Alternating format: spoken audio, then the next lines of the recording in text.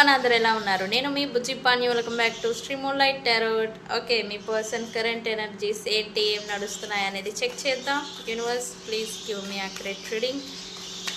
ఈ రీడింగ్ ఎప్పుడుది అనే ప్రశ్న వస్తూ ఉంటుంది జనరల్గా. ఇది ఎప్పుడు మీ ముందుకు వచ్చినా ఈ రీడింగ్ మీకు వర్తిస్తుందండి.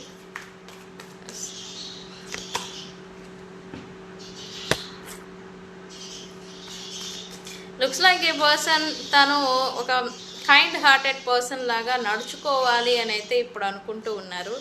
ఎందుకు universe?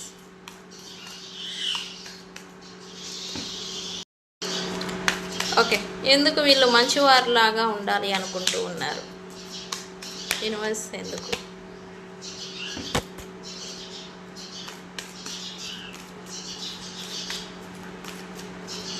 Universe okay, right now వీళ్ళకి ఎవరైనా ఫ్యామిలీ సభ్యులు ఉంటే కనుక వాళ్ళ కోసం వీళ్ళు మారాలి అని అయితే అనుకుంటూ ఉన్నారు.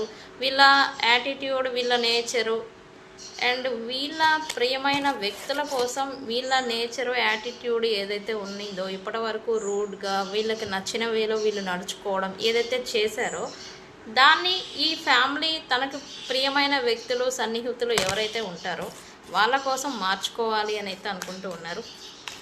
Very good. ఓకే, ఏం జరగబోతా ఉంది మరి?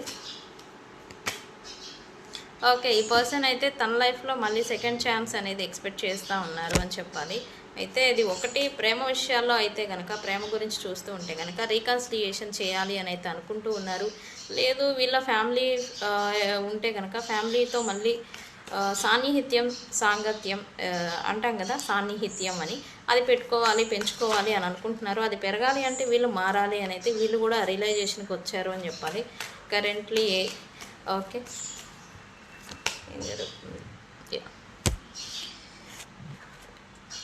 ఇప్పటి వరకు వన్ థింగ్ ఫర్ ష్యూర్, వీళ్ళైతే రియలైజేషన్కి వచ్చారు. వీళ్ళు ఇప్పటి వరకు నడుచుకున్న తీరు సరి అయినది కాదు అని ఎంతమంది చెప్పినా వినని వీరే ఇప్పుడు ప్రజెంట్ తెలుసుకుంటున్నారు అని చెప్పాలి. ఇది మంచి విషయం, గుడ్ చేంజ్ అనేది చెప్పాలి.